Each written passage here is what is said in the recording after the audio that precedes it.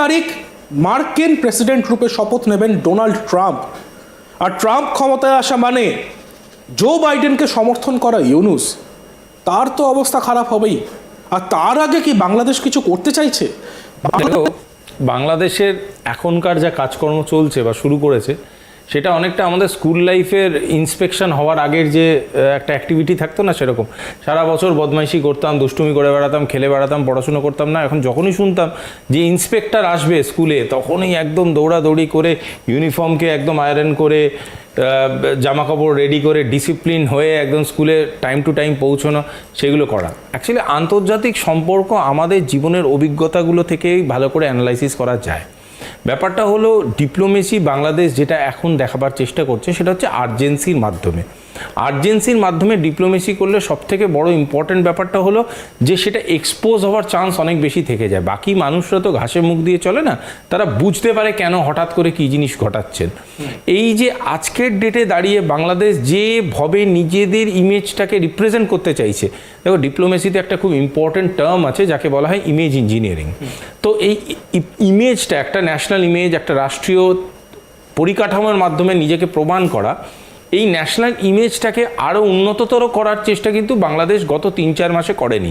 In fact যবে থেকে interim government নিজের পজিশনটা নিয়েছে, তবে থেকে বাংলাদেশের এমন কোনো আমি আর্জ দেখিনি যে আর্জটাকে প্রপারলি বলা যেতে পারে that is for the development or future of Bangladesh. Coat unquote সংস্কার, যেটা করেনি। এবং ইউনিস যেটা দুটো কাজ করেছে, নট জাস্ট ইউনিস ছাড়াও বাকি যারা অ্যাডভাইজার্স আছে এবং বাকি যারা বাংলাদেশকে আজকে পরিচালনা করছে, সেই সবকটা মাথার মধ্যে একটা কমন ন্যারেটিভ ছিল, হেট্রেড টুয়ার্ডস দ্য ইমিডিয়েট নেবার উইচ ইজ ইন্ডিয়া। আরেকটা ন্যারেটিভ হচ্ছে অ্যান্টি শেখ হাসিনা, আরেকটা ন্যারেটিভ হচ্ছে ভীষণ স্ট্রেট ন্যারেটিভ, সেটা হচ্ছে Pakistan and China is our nearest friend. এই তিনটে ন্যারেটিভ থেকে কোথাও যেন গত 5-10 দিনের যদি অ্যাক্টিভিটিটা ভালো করে লক্ষ্য করে দেখা যায়, তাহলে বাংলাদেশ কিন্তু একটা ডেভিয়েশনের দিকে যাচ্ছে। সেইখানে গিয়ে কোথাও গিয়ে বলছে, ওনাদের চিফ অফ আর্মি একটা স্টেটমেন্ট করেছেন যেখানে বলেছেন, একটা অত্যন্ত প্রচলিত নিউজ পেপারে উনি স্টেটমেন্ট করেছেন এবং ওখানে উনি বলেছেন যে India is our very reliable নেবার। ইন্ডিয়া, ভারতের সাথে সুসম্পর্কের কথা আমরা ভাবছি, আগামী দিনেও ভারতের সাথে আরও সুসম্পর্ক আমরা বাড়াবো। এই ধরনের কথা বলার মানে হচ্ছে দেয়ার অ্যাটিটিউড টুয়ার্ডস নেবার বা নেবার পলিসিটাকে কোথাও গিয়ে একটা ক্ল্যারিফাই করার চেষ্টা। আমার প্রসঙ্গ হলো যে যদি নেবার পলিসিকে এইভাবে ক্ল্যারিফাই করতেই হতো, তাহলে এতদিন আগে করলো না। একদমই 3-4 সপ্তাহ আগেও তো এই স্টেটমেন্টটা করা যেতে পারতো। কেন এই স্টেটমেন্টটা এখনই বারবার করে করা হচ্ছে? সেকেন্ডলি, আজকের ডেটে দাঁড়িয়ে ওনারা যে বারবার করে যে ঘটনাগুলোর কথা ওনারা রিপিট করছেন, সেগুলোর মধ্যে দেখবে একটা কোথাও গিয়ে একটা পজিটিভ সেন্স অফ ডিপ্লোমেসিটা উনি বোঝাবার চেষ্টা করছে। আমার প্রসঙ্গ হলো এমন কিছু বৃহত্তর চেঞ্জ বাংলাদেশ বা ভারতের সম্পর্কের মধ্যে তো হয়নি।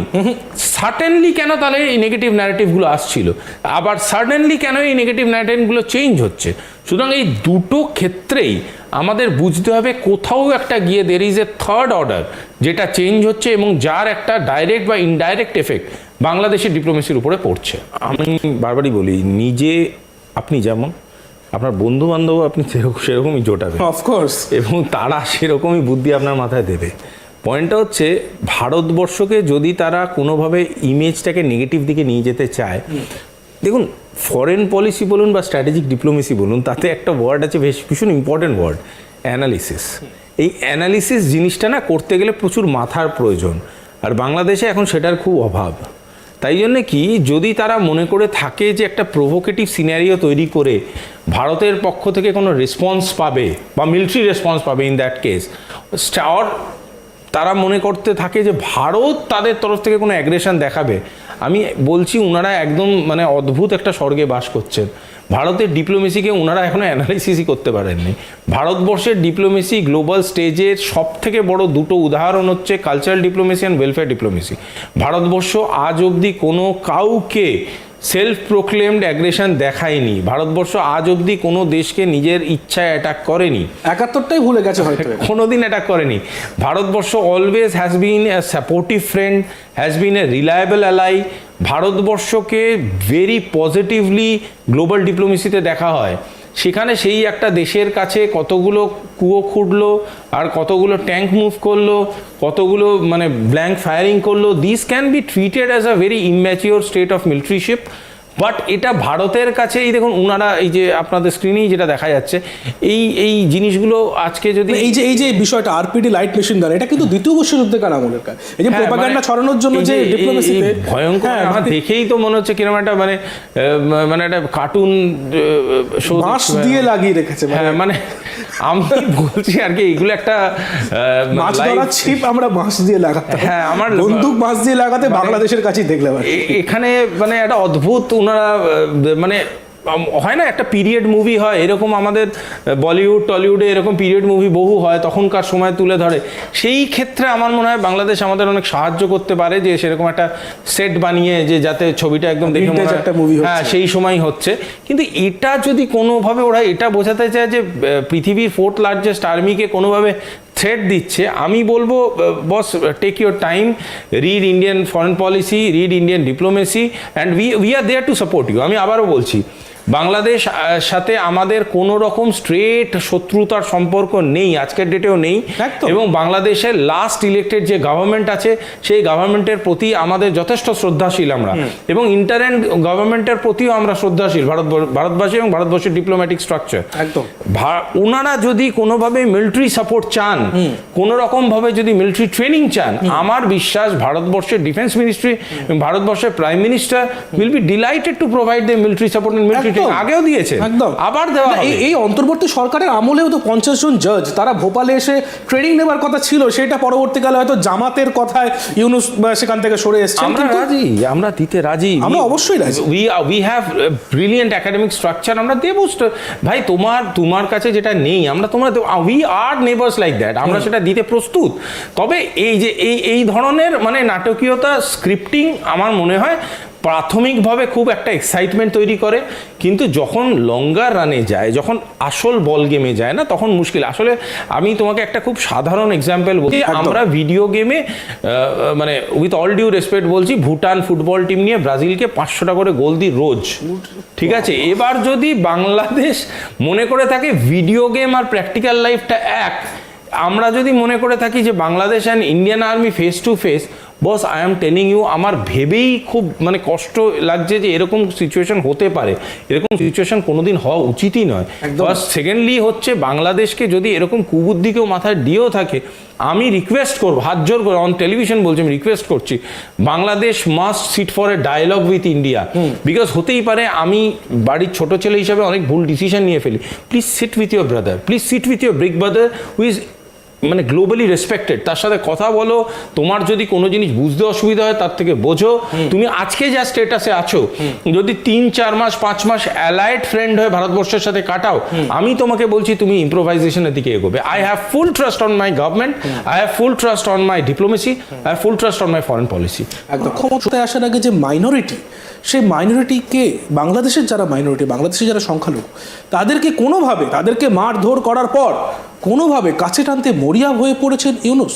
এই দেখো আজকে একটা বিবৃতি ওরা জারি করেছে, এরকম খবর আমার কাছে আছে এবং আমি পয়েন্টার্সগুলো দেখেছি। পয়েন্টটা হলো যে কোনো স্টেবল নেশনের কিছু পয়েন্টার আছে যার মাধ্যমে গোটা পৃথিবী তাকে বিচার করে। তার মধ্যে একটি অত্যন্ত ইম্পর্টেন্ট পয়েন্টার হচ্ছে মাইনরিটি পলিসি।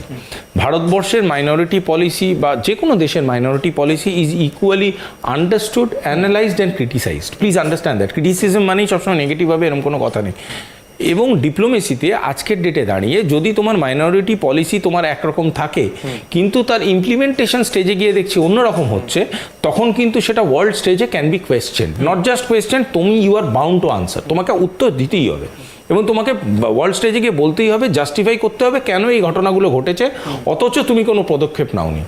আমার প্রসঙ্গ হচ্ছে যবে থেকে ইন্টারিম গভর্নমেন্ট, যেটা ওয়েল ব্যাকড বাই জামাত, পাওয়ারে এসছে ইন দ্য সেন্স তাদেরকে কাজ করতে লিগালাইজ করা হয়েছে, কোর্টের অর্ডারে এসছে, তারা একটা মাইনরিটিদের প্রতি একটা উদাসীনতা দেখিয়েছে এতটাই গভীর যে তাদের প্রতি অত্যাচার হয়েছে, সেই অত্যাচার ইন্টারন্যাশনাল মিডিয়াতে টেলিকাস্টেড হচ্ছে, হাইলাইটেড হয়েছে। তারা অস্বীকার করে যাচ্ছেন দিনের পর দিন। তাদের উপদেষ্টারা বলেছে এরকম কোনো ঘটনাই ঘটছে না, আপনারা চুনকে মানে চুন দিয়ে দিচ্ছেন আমাদের গোটা পরিকাঠামোকে, আপনারা তিলকে তাল করছেন, অমুক তমুক কত কথা। আজকের ডেটে দাঁড়িয়ে তারা এই কথাও বলেছে যে ইট ইজ আমাদের অফিসিয়াল স্টেটমেন্টে ভারতবর্ষকে জানিয়েছে যে it is our internal matter. একদমই কারেক্ট। তো যখন তাদের সেটা এই পলিসিগুলো ছিল, আজকের ডেটে দাঁড়িয়ে তারা যে অর্ডারটা পাবলিসাইজ করার চেষ্টা, যতটা আমি পড়লাম, যেখানে তারা বারবার লিখছে যে এই ঘটনাগুলো যদি ঘটে থাকে আপনারা আসুন, তার ব্যাপারে পুলিশি কমপ্লেন করুন, তার ব্যাপারে লিগাল স্টেপ নেওয়া হবে, তার ব্যাপারে government is very much willing to help you on that. Point হচ্ছে ভাই, এই ধরনের সচেতনতা তোমার কাছে আগে ছিল না কেন? আমি বারবার বোঝাবার চেষ্টা করছি এই কথাটাই, যে বাংলাদেশের হঠাৎ করে একটা ঘুম ভাঙছে। এবার এই ঘুম ভাঙাটা সাউথ ইস্ট এশিয়ার পক্ষে বা এশিয়ান পলিটিক্সের পক্ষে কতটা ইম্পর্টেন্ট, তার থেকেও বড় কথা আমার কোথাও দিয়ে মনে হচ্ছে একটা সেন্স অফ ফিয়ার কাজ করছে। এবার এই ফিয়ারটা তুমি যেটা 20 তারিখ কেন্দ্রিক বলার চেষ্টা করছো, সেটাকে আমরা পুল ইন করে বলতেই পারি যে 20 তারিখ কেন্দ্রিক একটা ফিয়ার তো আছেই। আরেকটা তাদের প্রচেষ্টা চলছে যে দেখো, we are also in the same page, যেটা বাংলাদেশ এতদিন ছিল না। গোটা পৃথিবী বলছে ভাই তোমাদের ওখানে মাইনরিটি মারা যাচ্ছে, বাংলাদেশ বলছে এটা আমাদের ইন্টারিম ম্যাটার, কিচ্ছু হয়নি। এবার এই জায়গা থেকে যে ডেভিয়েট করছে বাংলাদেশ অবভিয়াসলি তাদের ইমেজকে রিকভার করার চেষ্টা করছে, কারণ তারা বুঝতে পারছে আগামী দিনে তাদের উপরে গ্লোবাল প্রেশার বাড়বে। তারা বুঝতে পারছে তাদের economy is not in good shape. তারা বুঝতে পারছে আস্তে আস্তে তাদের ভান্ডার শেষ হতে চলেছে, এবং তারা এমন একটা জায়গায় যেতে পারে যেখান থেকে কিন্তু তাদেরকে হাত পাততে হতে পারে। আর যখনই বাংলাদেশের কোনো রকম সাপোর্ট বা কোনো রকম রিলায়েবল অ্যালাইয়ের কথা মনে পড়ছিল এতদিন ধরে, তারা যে দুটো দেশের প্রতি খুব ডিপেন্ডেন্ট ছিল, একটা দেশ যে দেশটার ইতিহাস আছে, যার যার বন্ধু হয়েছে তাদের ইকোনমিক্যালি ধূলিসাৎ করে ধ্বংস হয়ে গেছে, তারা পলিটিক্যালি ধ্বংস হয়ে গেছে, ইকোনমিক্যালি ধ্বংস হয়ে গেছে। আর আরেকটা দেশ, তোমাদের চ্যানেলে আমি একটা বিবৃতিতে বলেছিলাম, আরেকটা দেশ যার নিজের পাজামা দড়ি কেনার ক্ষমতা নেই, অন্যকে গিফট করে শেরওয়ানি। তো সেই দেশটাকে বন্ধু বানানোতে কি ভয়ঙ্কর একটা পরিণতি হতে পারে তারা জানে। সুতরাং তারা স্লোলি বলো স্টেডিলি বলো will understand who is their biggest ally and who is their proven ally. এই প্রুভেন অ্যালাই কথাটা আন্তর্জাতিক সম্পর্ক ভীষণ ইম্পর্টেন্ট, একদম তাই। এবং ভারত তাদের প্রুভেন অ্যালাই, যেমন রাশিয়া ভারতের প্রুভেন অ্যালাই, এটা বলা যেতেই পারে। অফকোর্স প্রুভেন অ্যালাই, এই প্রুভেন অ্যালাইকে কোনোদিনই তুমি ইগনোর করতে পারো না। এই প্রুভেন অ্যালাইকে আজ না হলে কাল তোমাকে গণ্য করতেই হবে, একদম। এবং সেটাই বাংলাদেশ কোথাও গিয়ে বুঝতে পারছে যে হ্যাঁ ভাই, ভারতবর্ষের সাথে যদি আজকে আমাদের সম্পর্কটা বজায় থাকে, ভারতবর্ষের সাথে যদি রূঢ় সম্পর্কটা আমরা আরো ভেঙে ফেলতে পারি এবং আস্তে আস্তে আস্তে আস্তে সম্পর্কটা আরো বেটার দিকে নিয়ে যেতে পারি, সেটা রাজনৈতিকভাবে, পরিকাঠামোভাবে এবং economically it will help the people of Bangladesh. And আমার মনে হয় সেটা ভারতবর্ষের কাছেও একটা ভালো ইঙ্গিত, এবং তাই জন্যই বাংলাদেশ হয়তো কোথাও গিয়ে গ্লোবালি চেষ্টা করবে এমন এক কিছু কাজ করায় যাতে তারা অনেকটা বেশি রিকভার দেখাতে পারবে, তাদের ইমেজটা অনেকটা বেশি ক্লিয়ার করতে পারবে। বাট আমি একটা কথা অ্যাড করছি, যদি কোনো কুবুদ্ধি তাদের মাথায় থাকে এটা বোঝাতে যে এই ঘটনাগুলোর মাধ্যমে তারা ভারতের ইমেজকে এফেক্ট করতে পারে বা ভারতের ইমেজকে আরও নেগেটিভ করার চেষ্টা করতে পারে কোনোভাবে, আমি বলছি ওনারা এখনো মূর্খের স্বর্গে বাস করছে। এরকম কিচ্ছু করতে পারবেন না, কিচ্ছু করা সম্ভবই না, কারণ ভারতের ইমেজ এবং ভারতের এক্সপার্টাইজ স্ট্রাকচারটা এতটাই পৃথিবীর কাছে প্রমাণিত অলরেডি, যেটাকে হিট করা ইজ ইম্পসিবল। আরও একটা টুইস্ট আছে সুভাষিস বাবু, যদি আমি বলি ভারত কিন্তু তালিবানের সঙ্গে অলরেডি একটা বৈঠক করে ফেলেছে। অফিসিয়ালি কিন্তু তালিবানকে সমর্থন না করলেও তালিবানের সঙ্গে কিন্তু ভারতের বৈঠক তিনি করেছেন, যিনি কিন্তু বিক্রম মিস্ত্রি, যিনি কিন্তু বাংলাদেশে গিয়েছিলেন বাংলাদেশের সঙ্গে বৈঠক করতে। কতটা তাৎপর্যপূর্ণ এই জায়গাটা? দেখো, আমি একটা কথা বলি, ভারতবর্ষের যদি তুমি ডিপ্লোমেসিটাকে দেখো, আমি একটু বাংলাদেশ থেকে সরে আসছি, ভারতবর্ষের যদি ডিপ্লোমেসিটাকে দেখো, Bharatvarsha has always work to create equilibrium. যে কোনো প্রসেস অফ ডায়লগ বা ন্যারেশনে ইকুইলিব্রিয়ামটা রিচ করা হচ্ছে নেগোসিয়েশনের সবথেকে ইম্পর্টেন্ট পয়েন্ট। ইকুইলিব্রিয়াম মানে হচ্ছে তুমি তোমার দিক থেকে একটা স্টেবল পজিশনে পৌঁছবে, আমি আমার দিক থেকে একটা স্টেবল পজিশনে পৌঁছাবো, যাতে তোমার ক্ষতি আমি না করছি, আমার গেনটাও আমি অ্যাসিওর করছি। পয়েন্টটা হচ্ছে ভারতবর্ষের যদি তুমি ডিপ্লোম্যাটিক জোনটা দেখো, আমি বলছি এখানে ওয়ার্ল্ড ক্লাস এবং ওয়ার্ল্ড লিডার্স ইন নেগোসিয়েশনস আছে, ঠিক আছে? সুতরাং ভারতবর্ষ জানে কখন কোন বন্ধুকে মিস কল দিতে হয় আর কখন কোন বন্ধুকে হোয়াটসঅ্যাপে হাই পাঠাতে হয়, কখন কোন বন্ধুর সাথে চা খেতে হয় আর কখন কোন বন্ধুকে নিয়ে সিনেমা দেখতে যেতে হয়। আমি খুব লাইট ভাষায় বলছি যাতে বুঝতে সুবিধা হয়। একদমই। সুতরাং ভারতবর্ষ যখন কারুর সাথে বসছে, তার মানে বোঝার চেষ্টা করো ভারতবর্ষ কিন্তু always in the favour of political solution. ভারতবর্ষ মিলিটারি সলিউশনের দিকে খুব একটা যেতে চায় না। একদমই। ভারতবর্ষ চায় শান্তিপ্রিয়ভাবে ডায়ালগস এর মাধ্যমে প্রবলেম মোদিজি নিজে বলেছেন এই সময়টা যুদ্ধের সময় নয়। অফকোর্স, এটা এটা অনেকটা ইকোনমিক ডেফিসিয়েন্সি আছে, গোটা পৃথিবী জুড়ে বহু মানুষের চাকরি নেই, বহু মানুষ ইকোনমিক্যালি সাফারিং, সেখানে যুদ্ধ হওয়া মানে আবার একটা ইকোনমিক থার্স্ট, এটা হওয়া উচিতই না। তো উনি যেভাবে পিস লাভিং একটা স্টেটমেন্ট উনি করার চেষ্টা করছেন এবং সেটাই ভারতের ডিপ্লোমেসির মাধ্যমে বেরোচ্ছে, এবং এটা আজ না, এটা ভারতের কালচার অফ ডিপ্লোমেসি যদি দেখো একই ছিল, বরাবরই একই ছিল। We tried to create equilibrium everywhere. So এরকম একটা দেশ যার এই ধরনের ফ্লাকচুয়েশন অফ অ্যালাই আছে, মানে যাদের কাছে একটু মানে কি বলবো দুষ্টু বন্ধুও আছে, যাদের কাছে অত্যন্ত সুবোধ বালকও বন্ধু আছে, যাদের কাছে অত্যন্ত পাওয়ারফুল বন্ধু আছে, আবার ছোট ছোট ছোট ছোট কিছু মিষ্টি বন্ধু আছে, এই এত টাইপের বন্ধু যার কাছে আছে, তাকে হিট করার আগে বা তাকে কোনোভাবে কি বলবো ডিস্টার্ব করার আগে যে কোনো সেন্সিবল নেশনের 500 বার ভাবা উচিত। এবং যদি এরকম ধরনের কোনো গ্রোয়িং নেশন বা রিকভারিং নেশন, বাংলাদেশ যেটা নিজেকে ক্লেম করছে, সেই ধরনের নেশনের যদি কিছু প্রজেকশন করতে হয়, আমার অনুরোধ যে তারা যেন চেষ্টা করে এই ধরনের মানুষের বন্ধু হতে, এই ধরনের মানুষকে চ্যালেঞ্জ করলে তাদের দুঃখ কষ্ট। আমার কথা হচ্ছে দেখো, আমি তোমাকে একটা কথা বলি, গত 4 মাসটাকে তুমি ভুলে যাও, তার আগে যে গভর্নমেন্টসগুলো এসছে তাদের ইলেকটেড গভর্নমেন্ট, ইভেন খালেদা জিয়ার government was very much pro China, still you can't say we had a 2001 থেকে 6 কথা, হ্যাঁ, we didn't had a very bad relationship with Bangladesh, it's not like that, আমরা যুদ্ধ করেছি এরকম নয়। তারপরে যখন ম্যাডাম হাসিনা এসছেন তখন তো we have grown into relationship, এবং বাংলাদেশের ইকোনমিক রিকভারিও কিন্তু ওই ফেজটায় হয়েছে, এবং বাংলাদেশ গ্লোবালি অনেক রকম ব্যবসা, টেক্সটাইলে Bangladesh has বুমড।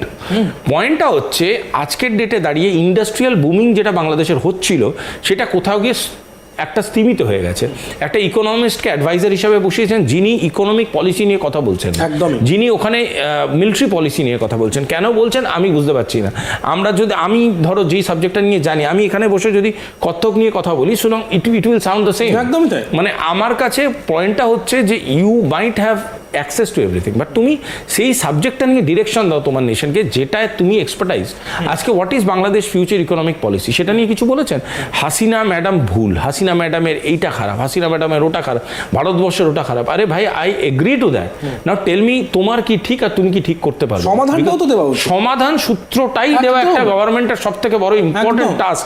Criticism is something else, সেটা মিডিয়া করবে, সেটা বাকিরা করবে, সেটা কম্পিটিটরসরা করবে, গভর্নমেন্ট সেটা করবে না। গভর্নমেন্ট সলিউশন দেবে। আরেকটা খুব ইম্পর্টেন্ট জিনিস, ডিরেকশন আমার বারবারই মনে হচ্ছে, ভারত এবং আমেরিকার যে সম্পর্কটা আছে, সে সম্পর্কটা যদি লেভেল 4 বা 5 থেকে থাকে, আগামী দিনে সেটা লেভেল 7 বা লেভেল 8 টাচ করবে, উইচ ইজ হাইক। এই যে অ্যাজামশনটা, এটা কিন্তু কোথাও না কোথাও গিয়ে বাংলাদেশও বুঝতে পারছে, এবং এই ধরনের ইকোনমিক রিলেশনশিপ বাড়বে, যেটা অলরেডি একটা ইঙ্গিত আমরা ইউএস গভর্নমেন্টের বিভিন্ন স্তর থেকে পেতে শুরু করেছি। ইনভেস্টমেন্টের একটা ইঙ্গিত বাড়ছে ভারতবর্ষে, এবং ভারতবর্ষের ওখানে ইকোনমিক ট্রান্সফারেন্স বাড়ছে।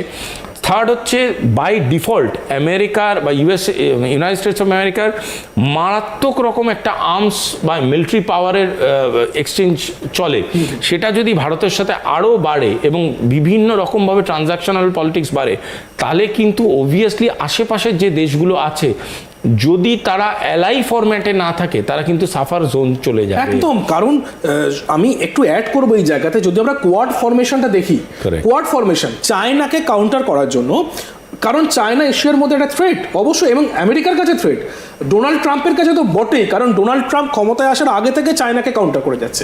তো চায়নাকে কাউন্টার করতে ইউএস নিজের মার্কেটটা ধরতে ভারতকে এবং বিশেষ করে কোয়াডকে আরও অ্যাক্টিভ করবে, অস্ট্রেলিয়া, জাপান, ইন্ডিয়া, ইউএসএ। আমি আরেকটা কথা অ্যাড করে দিচ্ছি, just it might sound a little contradictory. সেটা হলো ইন ফরেন পলিসি, তোমার যে শত্রু not necessarily will be my enemy also. হ্যাঁ, okay, we might be still friends, আমরা দুজন বন্ধু, কিন্তু তোমার শত্রু মানেই আমার শত্রু হবে এরকম কোনো কথা নেই। পয়েন্টটা হচ্ছে, আমরা আমাদের শুনতে খুব কর্কশ লাগতে পারে, আমরা আমাদের সুবিধে বুঝে সম্পর্ক তৈরি করব। বিদেশমন্ত্রী বলেছেন, that is S Jaishankar sir, তিনি বলেছেন Europe's problem is not everyone's problem. এটা একদম উনি অন মিডিয়া বলেছেন, and that's our record. And foreign policy is all about that. আমার যেটা সুবিধা, আমার দেশের যেটা হিতে যাবে, আমি সেই অনুযায়ী সম্পর্ক আরেকটা দেশের সাথে তৈরি করব। তার মানে এই নয় ভাই, আমি তোমার শত্রুর সাথে যদি নেগোসিয়েশন টেবিলে বসি, তার মানে I am against you, I might be equally favour to you.